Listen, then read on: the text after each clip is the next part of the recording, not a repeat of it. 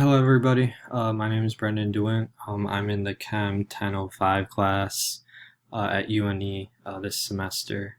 This is for Case Connections Unit 2. As we can see right there, this is my first presentation for medical biochemistry as we did Case Connections Unit 1 online.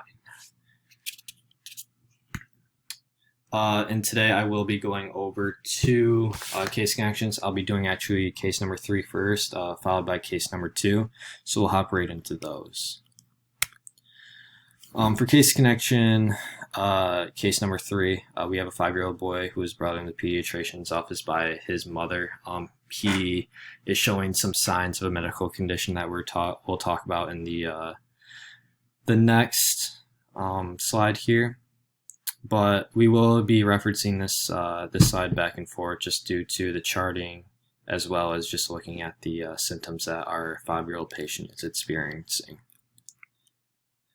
Then for the first question, what is the information likely suggest about the underlying biochemical basis for the patient's symptoms? The patient's symptoms suggest diabetes, appearing drowsy, frequent urination, and persistent thirst are all signs that would suggest that. The blood glucose tests just further signal that the patient has diabetes. The patient's serum insulin levels are below the control at both the baseline blood sample and 1 hour after the glucose loading test. As we can see there, the baseline blood sample is at 0.8 for the serum insulin levels. Then 1 hour after glucose loading test, it's at 5 for the serum insulin levels. Then both of those values are actually well under the control, as we can see there, based on the chart. And then I just want to kind of give some background on insulin as well, as that's what we'll kind of be discussing throughout the next couple slides. For case number 3, insulin is a peptide hormone produced by beta cells in the pancreas. It is secreted into the bloodstream when blood glucose levels are low. The main goal of insulin, as we know, is to turn the food that we all consume into energy as it moves glucose into an individual's blood. And then what would you predict the patient's fasting blood glucose levels to be given his current condition? Like we just discussed, our patient is experiencing low serum insulin levels and is just not producing enough insulin, leading to glucose buildup. This buildup will lead to the fasting blood glucose levels to be elevated above normal range. When a patient is dealing with low insulin levels, glucose just cannot go into our blood and join our bloodstream, causing the high blood glucose value in a fasted state. All right, and now we have 2 regulatory enzymes that are likely to be active in the individual's current conditions. We have the glucose 6-phosphate dehydrogenase that we will discuss, and then the AMP kinase as well. For the glucose 6-phosphate dehydrogenase, for short, in this presentation we're just going to call it G6PD, is an enzyme that catalyzes the transfer of a hydride group from one molecule to another. Hydride ion attaches to a NADP plus to form a NADPH. During the pentose phosphate pathway, this forms phosphoglucano beta lactone.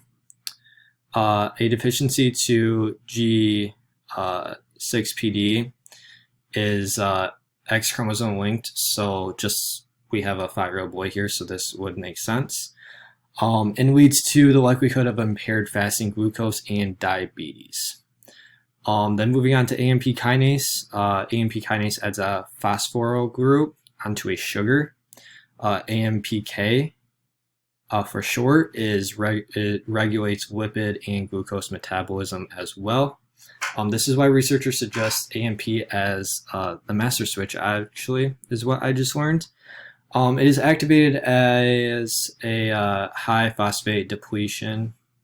AMP can lead to a decrease in glucose production as well, making it a popular pharmaceutical target to actually treat diabetes. And then we're going to move on to case number 2 now. For case number 2, we have a 16-year-old female that was recently diagnosed with a deficiency of muscle glycogen phosphorylase. She and her family are concerned and are going to ask the following questions.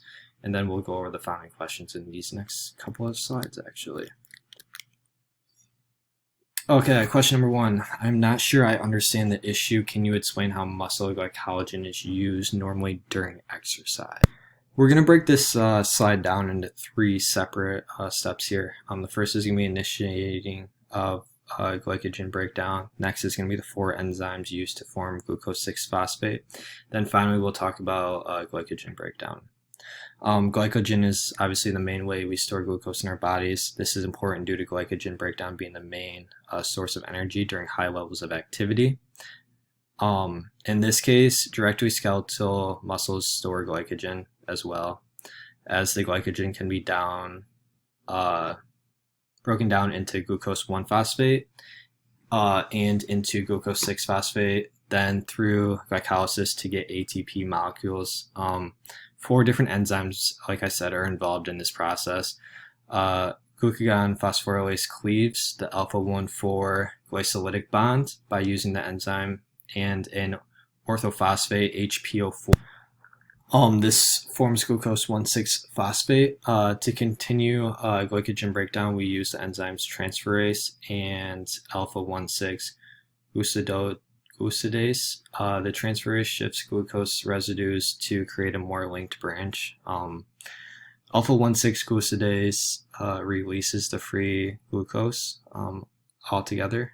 Together, you go from a branch polymer to a linked polymer, actually.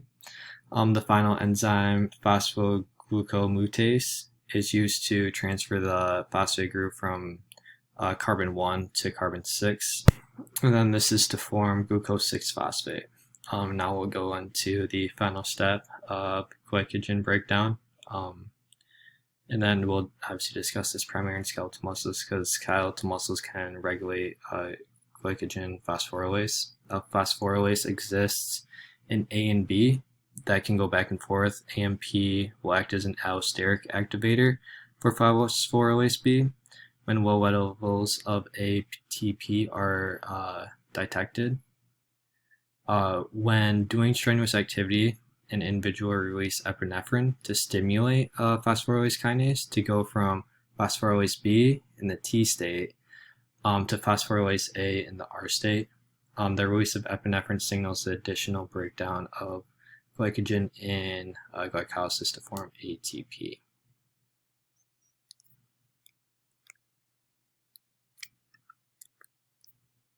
Alright, now on to the next question. I really like to take long walks. Will I be able to do this with my friends?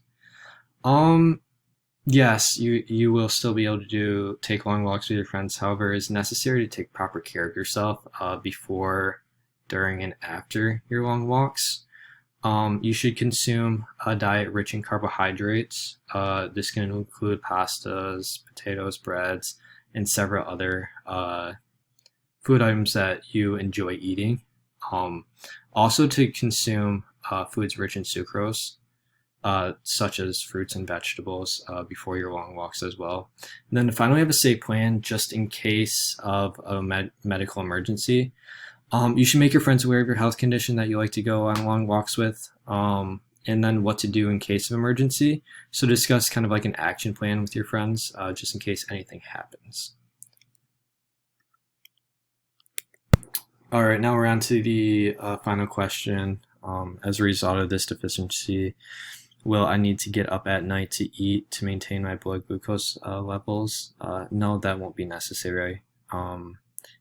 Unlike the liver's use of glucose at rest, skeletal muscles are not in use at rest. Skeletal muscles do not use up glucose to make energy due to being at rest, and then liver does, as the brain still is working during resting time, causing you need to keep up your glucose levels if that was what we were looking at. But we are looking more at the skeletal muscles than we are at the liver.